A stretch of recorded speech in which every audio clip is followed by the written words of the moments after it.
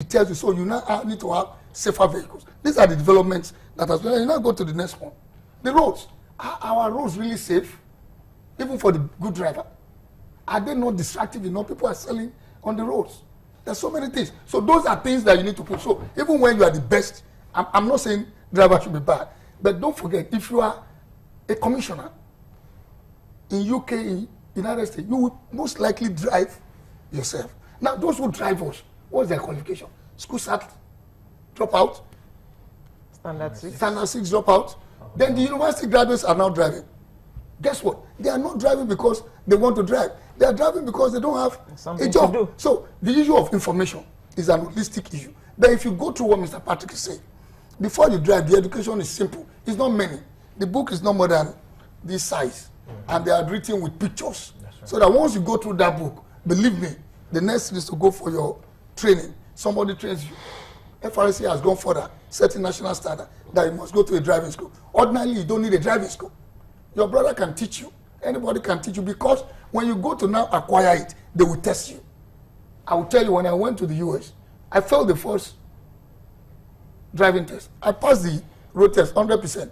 I got to driving test. Guess why I failed? I got to a stop sign, and I thought the thing was far enough, and somebody was about to cross. I had assumed the guy would have crossed before I get it. So I was just going. And the man just looked at me. I didn't suspect anything. Then I went. Then he said, I saw the dive. He said, when that man was about to pass, he did not see me show a reaction in anticipation that the man may not move fast. He failed me. When I went the second time, I was so careful. And guess what? Most drivers in Nigeria, when they go to the United States, they fail the road test. Yes. Just because the way we drive. We are not good drivers. Let's face it. Now, our roads, sometimes the surface is not smooth.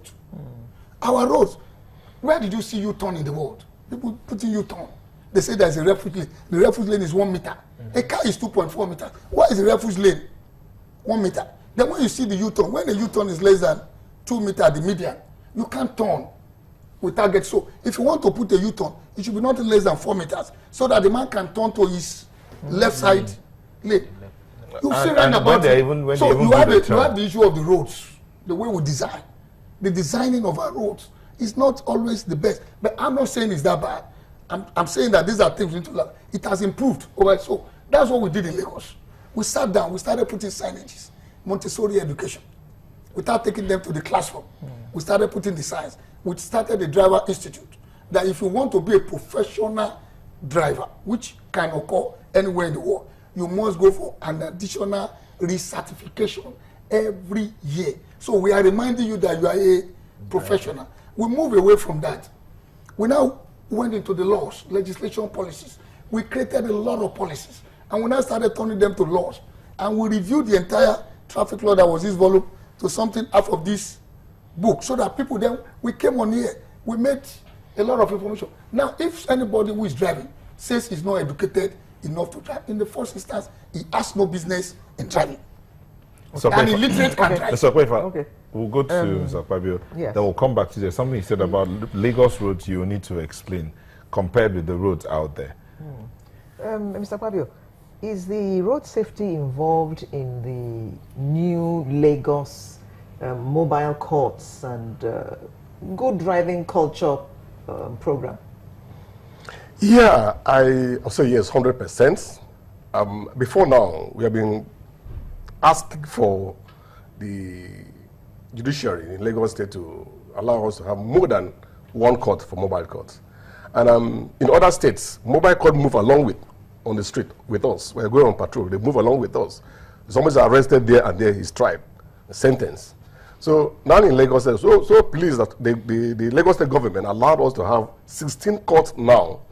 Apart from that 16 courts, they now introduce this mobile court. It's a collaborative idea that if somebody is arrested for failure to use the overhead bridge, pedestrian bridge, he now want to run across the road, he should be arrested and tried there on the spot and sentenced. Yes, we give that collaboration that is ideal. Okay, how successful has it been? Because wow. I've spoken to several people, for instance, in Ikoyi and Central Lagos, and they say they have not seen any mobile courts. Wow, mobile court is not like people selling newspapers. that if you turn here, you see somebody kind of supply that this is no supply you buy. The mobile court move from one point to the other. They are available, they are functional, they are very, very effective. Very, very effective. You see, issue of enforcement and arrest. It's not possible for the law enforcers to arrest everybody at the same time for you to see that, yes, arrests have been made. But I must tell you that the progress we are making so far with the mobile court in Lagos State, very, very soon, other states will copy Lagos.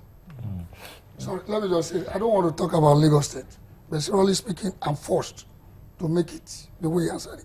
What we need in Lagos is not mobile courts, it's enforcement. Mobile court is we need prisons. Seriously speaking, he mentioned 16 courts. I want to say this, I'm sorry, I don't like talking on Lagos systems, but the truth of the matter is there are courts. Traffic offenses are better handled at the administrative courts. Mobile courts system came with the fact that there are no good court systems. Lagos is an exception. Lagos has good court system. There is no jurisdiction without a magistrate court. When I had the opportunity, what we told the UI should do is designate courts to try traffic offense. It's not, we shouldn't turn it to an entertainment. And it's an FRSC system. They must have advised states. But for states that are advised, I tell them, if you are not a rural state, don't go for mobile court. You will mess up your enforcement. And that's why the Ikoyi people are beginning to think that mobile court is the way for them to behave. Don't send the wrong signal. There used to be courts in Lagos, even miscellaneous offenses. There's one inside Alausa. There is one at Igboshiri, and there are so many. So when you commit a traffic offense and you get a ticket, it is when you disagree that you take the next step to challenge the offense. Then you go to court. You know it abroad. The same way. But when you now pick me up, you now take me to court to prosecute me and say my fine is 25,000. I have not even queried you that I am guilty. I have accepted I am guilty. There is no need to now go to the next stage of for traffic offenses. So, seriously speaking, let's focus on major problem on traffic issues is enforcement. The laws are there. The procedures are clear. And when you need to challenge a traffic offense, not under the tree, not inside the car, in Lagos, seriously speaking. Okay. In Abuja, the same thing. But I think FRSC may use it when they are on the highway, where they want you to move away immediately. Then we will come into the inner city. Please, let's dignify it better. There will be too many offenders that will be let loose. You will discourage the enforcement agencies who don't have the vehicle or the mobile apparatus not to do an effective job. You'll be giving them impression that there must be a court. That was one of the reasons why the traffic law was reenacted when people took us to court. If you know how many court cases exist in Lagos on traffic rules, there are many. How many offenders you have in Lagos in a year? 25,000. In a year, I have the data. Now, how many does that come to in a month? 2,000. How many zones? 30 zones. How many does that come to in a month? 100. It's not too unwieldy for a magistrate court designated. In last month, yeah, there used to be a court. In Igboshiri, there is a, so you can have administrative courts. If you go to court in the US, the man dealing with you is not a judge. He's a lawyer. Some are not even lawyers. They were trained to handle traffic courts. So if we concentrate on traffic of mobile court, like the FRSC model, I try not to talk against FRS. It will not be the appropriate measure in Lagos. Okay. What Lagos needs is continue the strict enforcement of traffic law. The issue of enforcement, cannot be removed while doing the mobile courts. Each time programs, activities being carried out is quite different from theoretical part of it. If you are doing a practical part of what we are doing, you look at the model. What model is suitable in a particular environment? What should be adopted in another environment? We've been opportune to also listen to very bright ideas all over the world and how to domesticate the one that we can use locally to solve problems. Sometimes FRSC, we adopt what we believe quite well that within the ambit of the law, it will help us to solve a problem that is immediate. Then there are other ones that are the long-term issues that need to be addressed. Having mobile court in Lagos State, in some states on the streets, does not in any way mean that the conventional courts are not going to be used. Okay. Let me. I was going to ask you some questions. One second. Some questions as regards to your the operatives of the FRSA and how they operate. For instance, some people are saying here that road safety officials. Let me read this out to you so that you can. It says road safety officials, police, and the VIO vehicles do not follow traffic rules. They break the rules, and then they drive without. They drive within lane markings, they don't obey roundabout rules, etc.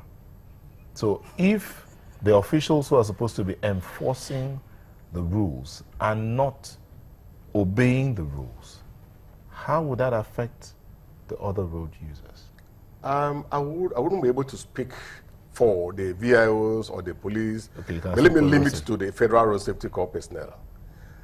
Internally, there's a regulation that any personnel of the service, whether you're in mufti or you're an official vehicle and you are in uniform, if you commit any of the traffic offenses, you'll be treated equally the same way we treat other people outside. We don't spare anybody. I can confirm that. We don't spare anybody. Yeah, that happens. So it cannot happen in FRSC. Okay. They said we don't know. If FRSC meant this, we don't know. Yeah, I mean, of all the agencies,